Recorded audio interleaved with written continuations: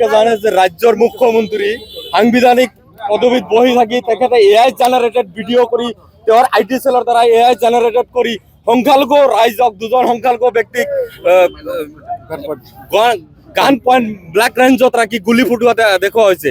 এয়াই ইয়াৰ দ্বাৰা প্ৰমাণ কৰা হৈছে যে অসমৰ মুখ্যমন্ত্ৰী ডক্টৰ হিমন্ত বিশ্ব শৰ্মা অসমত সাম্প্ৰদায়িক গোষ্ঠী সংঘৰ্ষ লগোৱাৰ কাৰণে আপ্ৰাণ চেষ্টা চলাই আছে। গতিকে আমি সদৌ অসম সংখ্যালঘু ছাত্ৰ ইউনিয়ন আমছে দাবী জনাইছো অনতিপলমে সংবিধানৰ শপত খাই যি গাদীত তেওঁ বহিছে সেই গাদীৰ পৰা তেওঁক অপহৰণ কৰিব লাগে। আমি উচ্চতম ন্যায়ালয়ৰ মুখ্য ন্যায়াধীশক দাবী জনাইছো যে অসমৰ মুখ্যমন্ত্ৰীক তেওঁৰ চকীৰ পৰা অপহৰণ কৰিব লাগিব, কাৰণ তেওঁ সাংবিধানিক পদবীত বহি থাকি সেই চকীখনৰ কোনো গৰিমা তেওঁ ৰক্ষা কৰা নাই। গতিকে আমি লাজ পাইছো যে অসমত এনে এজন সাম্প্ৰদায়িক মুখ্যমন্ত্ৰী আজি 5 বছৰ ধৰি শাসন চলাই আছে। গতিকে অনাগত দিনত আমি অসমৰ সৰ্বস্তৰ ৰাইজক আহ্বান জনাম, যি 26ৰ বিধানসভা নিৰ্বাচন আহি আছে, এই নিৰ্বাচনতো এই সাম্প্ৰদায়িক ব্যক্তিজনক উচিত শিক্ষা দি অসমৰ ব্ৰহ্মপুত্ৰ নদীত তেওঁক দলিয়াই পঠাব লাগে।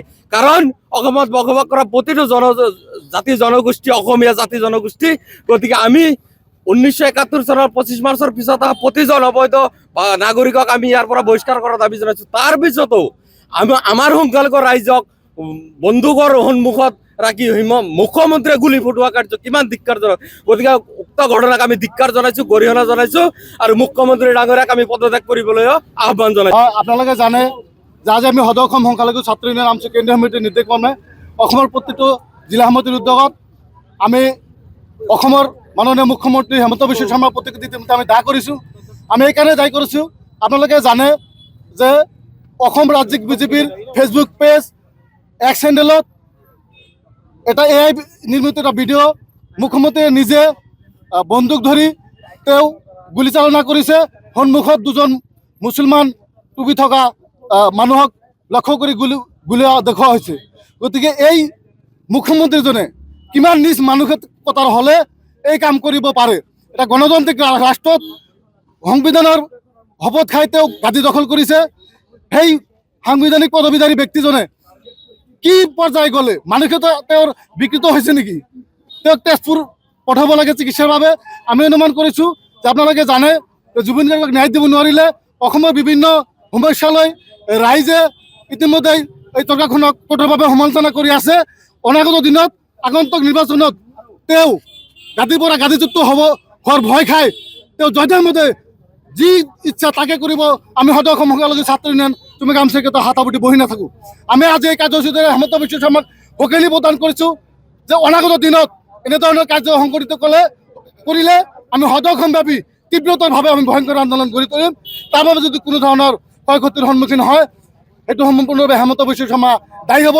আৰু আপোনালোকে জানে ভাৰতীয় জনতা পাৰ্টি এটি সম্পূৰ্ণৰূপে সাম্প্ৰদায়িক দল।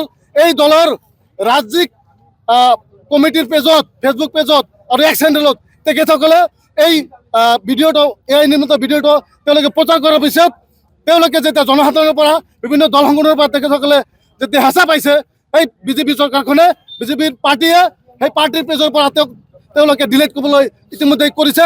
তেওঁলোকে বুজি উঠিছে যে অসমক কেতিয়াও ভাগ কৰা নহয়। অসমখন বিভিন্ন ধৰণৰ জাতি জনগোষ্ঠীৰে এক বৃহত্তৰ আমি অসমীয়া জাতি। ইয়াত হিংসা বিয়পাই কোনো জনসাধাৰণে মানি নলয়। গতিকে অসমত যি বিগবাস বিয়পাই বিজেপি চৰকাৰখনে পুনৰবাৰ হিমন্ত বিশ্ব শৰ্মা চৰকাৰে গাদী দখল কৰিব বিচাৰিছে। এই অসমৰ ৰাইজে বুজি উঠিছে আৰু হিমন্ত বিশ্ব শৰ্মা তথা বিজেপি পাৰ্টীক আমি আজি কাৰ্যসূচীৰ জৰিয়তে শুকাই দিব বিচাৰিছোঁ। অনাগত দিনত এনেধৰণৰ কাৰ্য সংঘটিত কৰিলে কিন্তু তীব্ৰ প্ৰত্যাহ্বানৰ সন্মুখীন হ'ব আৰু তেওঁলোকক অসমৰ পৰা ইতিমধ্যে ৰাইজে অনাগত দিনত এই হিমন্ত বিশ্ব শৰ্মা চৰকাৰখন আঁতৰাই পেলাব। গতিকে এইখিনি সকীলি প্ৰদান কৰিছোঁ।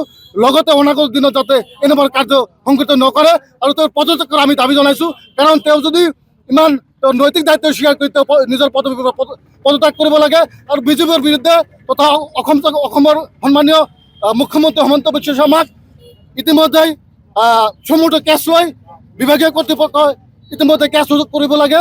বিভিন্ন থানাত ইতিমধ্যে কেছ ৰুজু হৈছে, কিন্তু আমি দাবী উত্থাপন কৰিছোঁ যে এই কেছৰ জৰিয়তে যাতে হিমন্ত বিশ্ব শৰ্মাক জেল হাজতলৈ প্ৰেৰণ কৰা হয়। আজি আমি অসমৰ মুখ্যমন্ত্ৰী হিমন্ত বিশ্ব শৰ্মা ডাঙৰীয়াৰ প্ৰতিকৃতি আমি ইতিমধ্যে দাহ কাৰ্যসূচী ৰূপায়ণ কৰিছোঁ আৰু এইখিনিতে সকীলি প্ৰদান কৰিছোঁ যে এই নিৰ্মিত ভিডিঅ'ৰ দ্বাৰা অনাগত দিনত যাতে অসমৰ সাম্প্ৰতিক পৰিস্থিতি যাতে বিঘ্নিত কৰা নহয় তাৰ কাৰণে সকীলি প্ৰদান কৰিছোঁ।